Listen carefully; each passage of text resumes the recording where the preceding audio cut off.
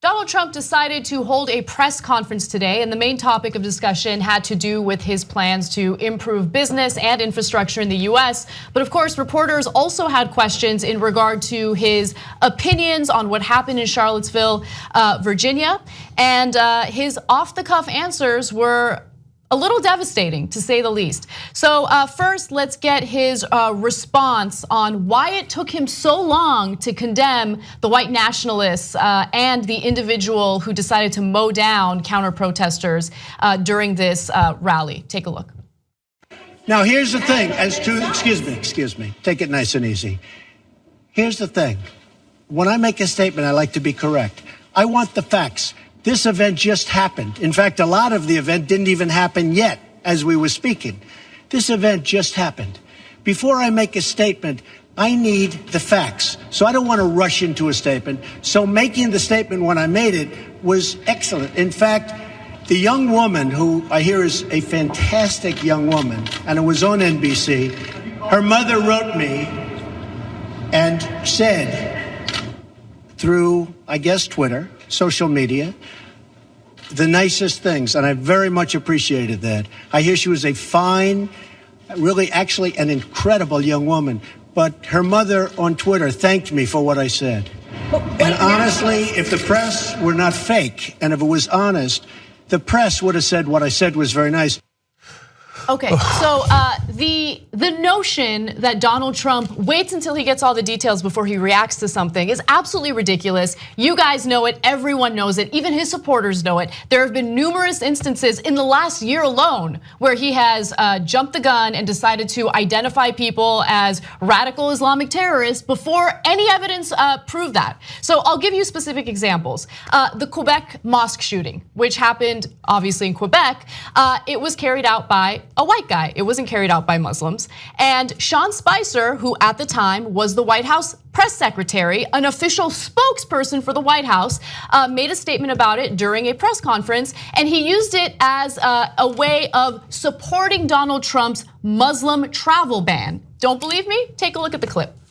The president got off the phone just a short time ago with Canadian Prime Minister Trudeau to discuss the vicious attack on a Quebec City mosque last night.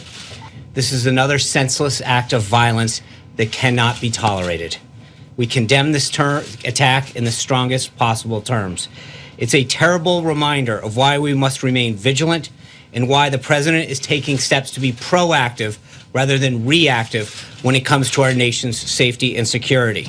And the safety and security that he was referring to, again, was the Muslim ban that Trump was very supportive of and kept pushing for. Now, also in June of 2016, Trump claimed the gunman who killed dozens at the Pulse nightclub in Orlando, Florida, shouted Allahu Akbar as he slaughtered clubgoers, though that was not confirmed at the time. In February, Trump jumped to describe an attacker at the Louvre Museum in Paris as a radical Islamic terrorist amid an open investigation into the attack before any terrorist organization claimed responsibility. Trump in June condemned a terrorist attack in Manila that authorities later announced was the work of a lone gunman. So he has a history of jumping the gun and just basically making bold statements before he has any evidence. So the fact that he wanted to wait before he condemned white nationalists is ridiculous. And so let's more context. So in the case of the Quebec Muslim violence, the mosque violence, they thought it was done by a Muslim. It turned out, as Anna pointed out, as an extreme right winger. But when they thought it was a Muslim, Sean Spicer said we have to be proactive, not reactive. But when it comes to white nationalists doing the violence, no. We don't even have to be reactive, not proactive, not reactive. We have to be 2 days later active. Okay, then we gotta wait 48 hours before we say anything. It doesn't matter, you're gonna see later in this press conference, he's gonna reverse himself and blame both sides again. But he said, I like to be correct. Well, you got a funny way of showing it. I mean, nobody's ever been this incorrect throughout a presidency. I don't know, forget a president. I've never seen anyone in public be proven wrong, lie with this frequency. I don't think anybody's ever seen it.